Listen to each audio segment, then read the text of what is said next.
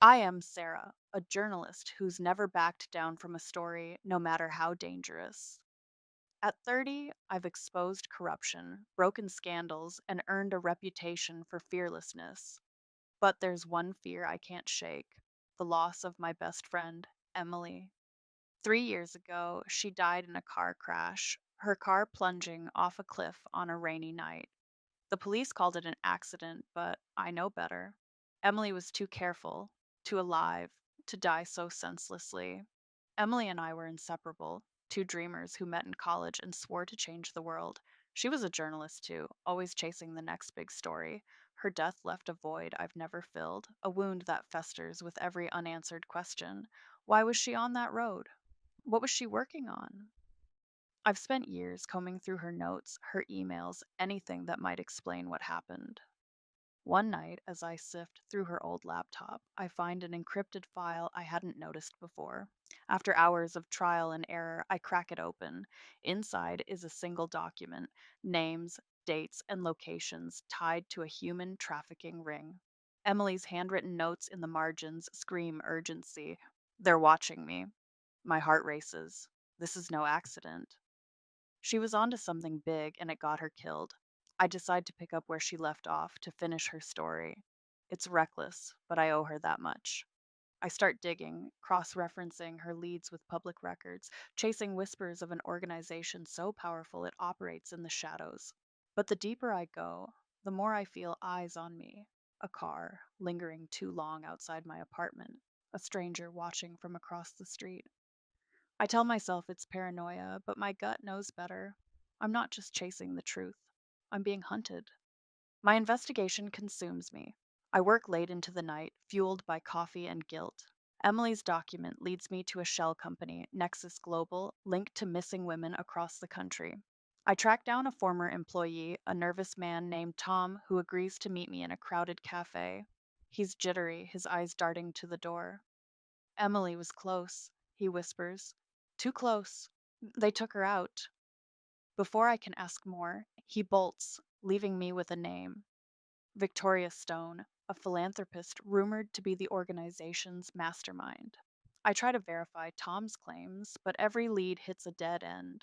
Nexus Global's records are spotless, and Victoria Stone is a darling of the elite, funding charities and hosting galas.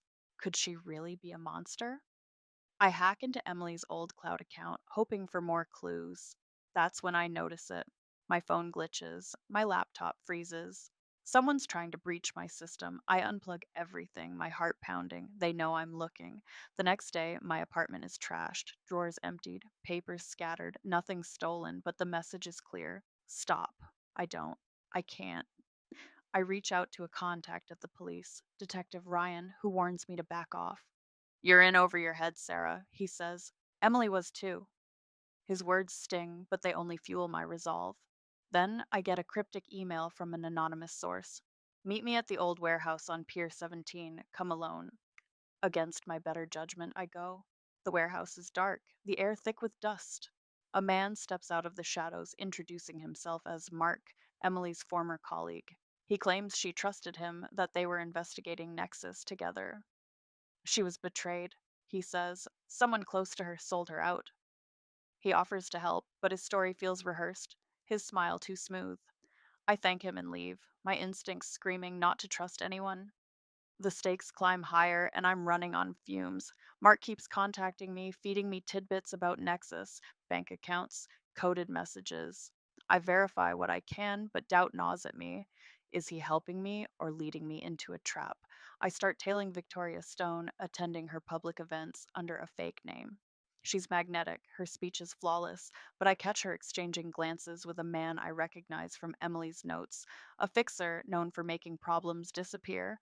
One night, I follow the fixer to a seedy bar. I'm careful, blending into the crowd, but I'm not careful enough. As I leave, a van screeches to a stop, and hands grab me from behind.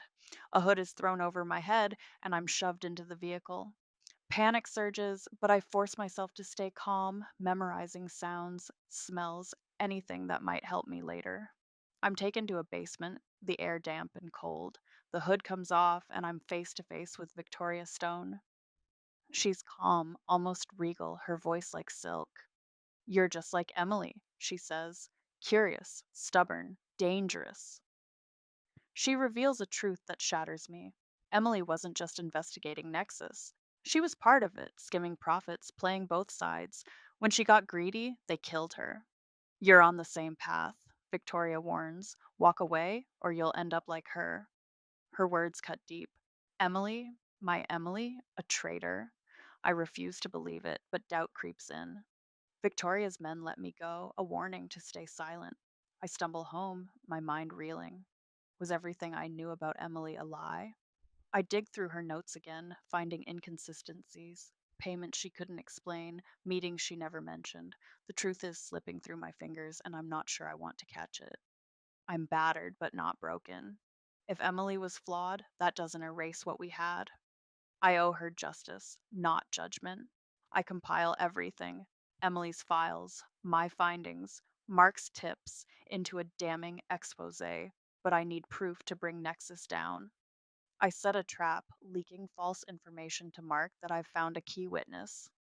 If he's working for Victoria, he'll take the bait. He does. I follow him to a meeting with Victoria's fixer, recording their conversation. It's enough names, dates, evidence of murders and trafficking. But as I slip away, I'm spotted.